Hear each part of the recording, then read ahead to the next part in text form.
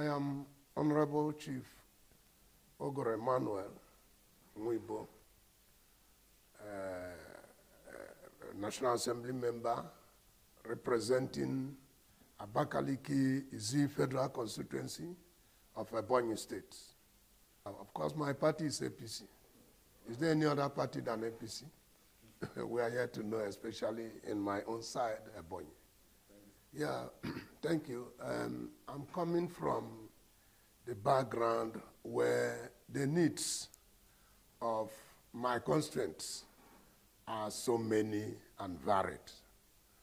So many because we happen to come from the eastern part of Nigeria, where there have been some certain level of neglect by the government. And that now makes it so difficult that so many things are not there. We need almost everything in my place, especially things that has to be coming up from the national level. The employment, it happens to be key. Empowerment.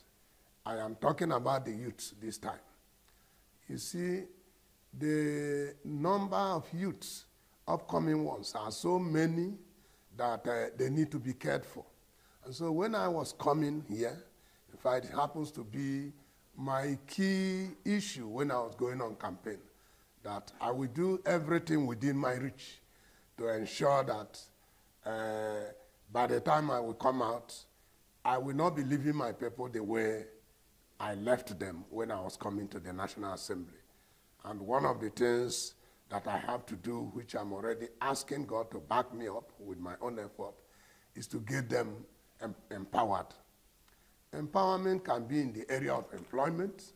Empowerment can also be in the area of assisting them in whatever they are doing, financially, giving them some implement materials. Abakaliki Izi, where I come from, happens to be predominantly agrarian area. But the agrarian in the sense that the elders are into it. The youths can also get there if the agriculture is mechanized. You don't expect a youth today after going to the university, he now carries a hoe and begin to dig the ground. So there should be mechanized system of agriculture where the plant, they will be given tractors, they will be given the implements, they will be given so many other things. And there should be irrigations here and there, because the soil is there. Before this time, agriculture used to be the mainstay of Nigerian economy. But today, it is no more that way. It's not that way because government appears not to be doing something they ought to do in that area. By the time they do it, people will be interested in reading agric in the university. Even if you don't read it, you practice it. After our forefathers who were doing it never went to any university before it became part of them. And from my place, Izi Abakaliki, there's nobody, no matter how highly placed, no matter how red your status, you need to get to the farm. Because everything you are eating in your family must not be bought. You can see the joy that you come back, you get to the farm, get corn, get rice, get yam, get so many other things. When you do that, then not only that it gives you the joy, the economic aspect of it. And it has reduced the person from getting engaged in negative vices that is everywhere today. So that's why it is very important that government assist us, like I am already doing one thing or the other, to ensure that my people get employed, especially at the federal level. How do I do it? I don't need to fold my hands like this. Within the few days or months I've been here, I've been going from one office to the other. Sometimes you won't even know that there's job existing. But when you get there, then you poke nose, begin to ask questions if it exists. Then I've already created a data bank, a register where I'm collecting the status, educational status of my constituents. From that, I will now know wherever any job exists, then I will pick from there and call the person, can you put up application in this place? Because you don't expect them from there. Do they even have the money to pay transport? Do they even have the food to eat? So the reason for which I'm here is to do some of those ones they cannot do. And they also do the one they will do. By so doing, they now get something doing. When they have something doing, they're already empowered. They will now be proud that they are part of the community, they are part of the society, they are part of Nigeria. Outside that, criminality will be climbing on itself. Then another area is education. You know, when you're educated, then the brain, the psyche, becomes developed. When you are not, you don't even know that destruction means anything. And that is why people keep on destroying, doing this and that. Of course, is it when you don't have the food to eat that you will begin to talk about sending your child to the university or primary or secondary? But it should be something key. Some time ago, we used to have what we call free education, even at all levels. In Nigeria, it can be afforded at secondary, at primary, and to some extent at the university level. But some of these things are now things of the past. It can be reintroduced, and when it is reintroduced, then people will now feel better to say, I belong to a society, I belong to a place.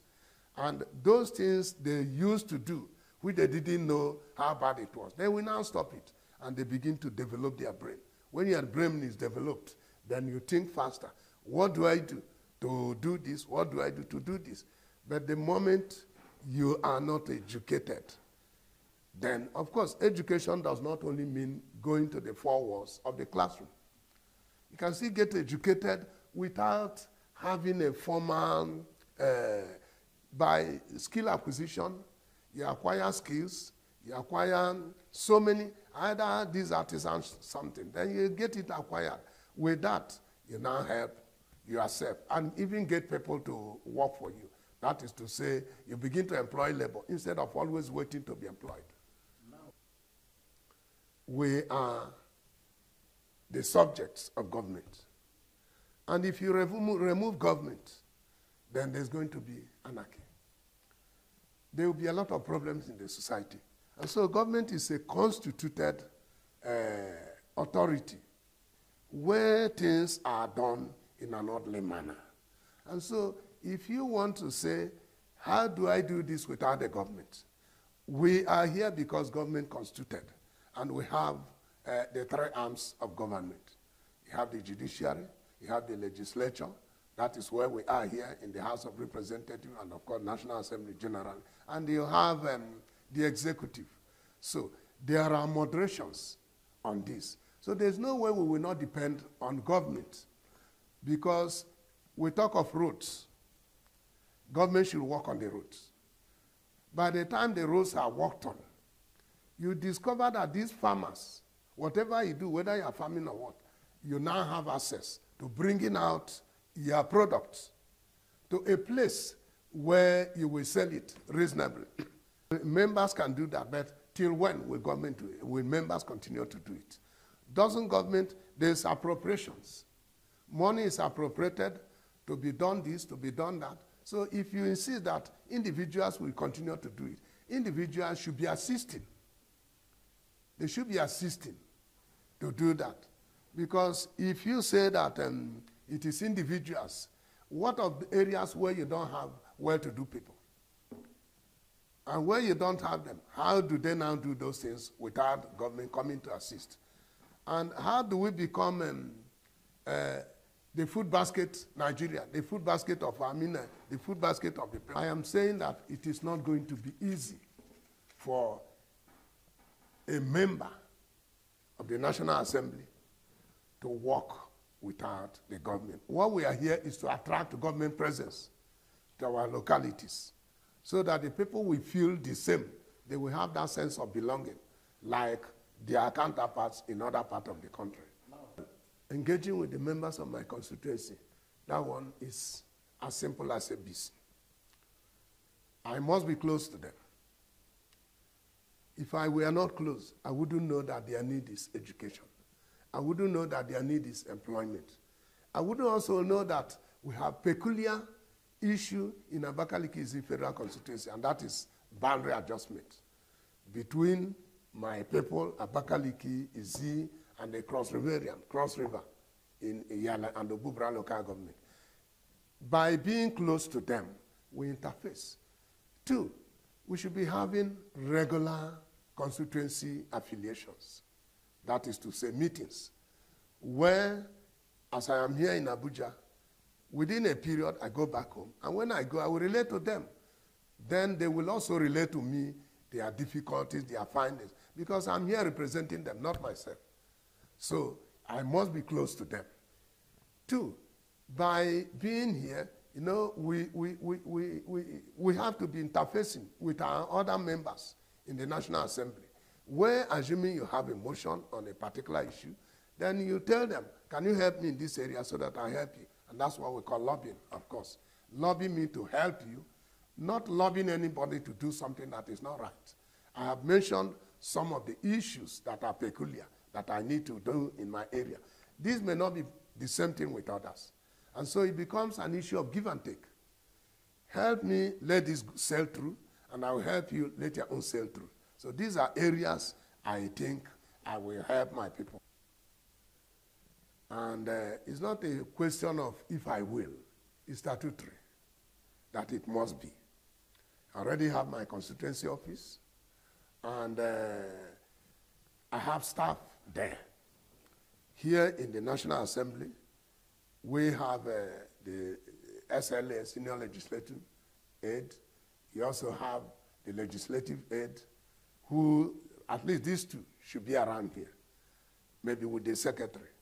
Then the assistants and the ERP and others have to be there. You don't also depend on what governments outlined as those they will be responsible for. I should also outline those that should be responsible for each of the zones within my constituency. Because these people should be my eyes. They should be going here. In fact, call them liaison, call them whatever name that you should be giving to them to connote the job they are doing.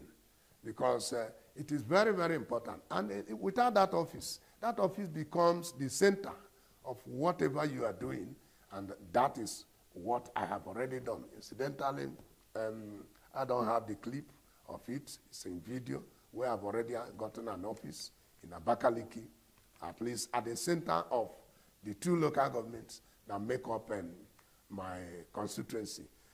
Like I was trying to say, if I will not be taking you back, you see, the issue on ground today in Nigeria, people talk about removal of fuel subsidy.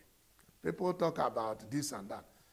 And they think it is removal of fuel subsidy that was done yesterday that is causing the problem. It is not. To me, what is causing it is something that had happened many years behind, ought to have been done that we are not taking care of. If these our youth were employed, if they were fully engaged, if they were empowered, the crave for so many things we're asking for today may not have been there. And let me tell us that the labor, I like what they are doing, except in one area, where they appear to be talking about investing on the workforce. However, with the interview I listened to last night with one of the labor leaders, he opined that they are not talking of themselves alone. They also remember that there are others who are in the informal sector than them. These people should be also taken good care of. What are my own indices of taking care of them? Yes, add salary to, because if you add to them, we might also be added to. People think that those in the National Assembly take a lot of money. Much as I'm not disputing that, at least I'm comfortable that I'm here. But we still need to improve. But in my community, what is the aggregate of the workforce, those in the formal sector? They are insignificant. It could be 20% out of 100%. And you take very good care of those 20%. How do you do the others? So it should be a little to the right and a little to the left. How will it be done? I am advocating there are some certain areas that the moment you touch it, you've touched everybody. 1, school fees. Is there anybody whose child is not in a university or in a primary or in the secondary? It's not only the children of those that are employed. When you do this, you've touched everywhere. Electricity tariff, it is too high. So many people are enjoying it. I know there are many areas you don't have electricity. Reduce it drastically, but they keep rising it. 2, the area we are talking about making roads. Government should inject some of this money we are talking of in giving the people accessible road. When you give them, I may not be talking of white collar job. The issue of migrating from the rural to the urban will be minimally reduced, and they will be there engaging themselves in something meaningful. The issue of criminality will reduce. But you know they say an idle mind is a devil's workshop.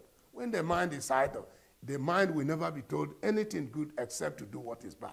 So these are areas I think we will help the people. And that is why I'm saying government must come in. It's not individuals, no matter how highly placed. You make the roads, then you pay your own children's school fees and pay that of others. How much do you have to get those things done? There's no way government will not come in. So I'm emphasizing seriously that the school fees should be reduced at all levels. Then the tariff, electricity tariff, there should be total rehabilitation of at least federal roads. When the federal does has, then the state and the local government. Remember, we have 3 types of government. But where a particular one did not do what it should do, then what do you expect the other ones to do? However, I'm happy in Ebonyi State, where I come from, the immediate past governor, the present governor. In fact, if things were the way it is with the present and the past, we would have been somewhere.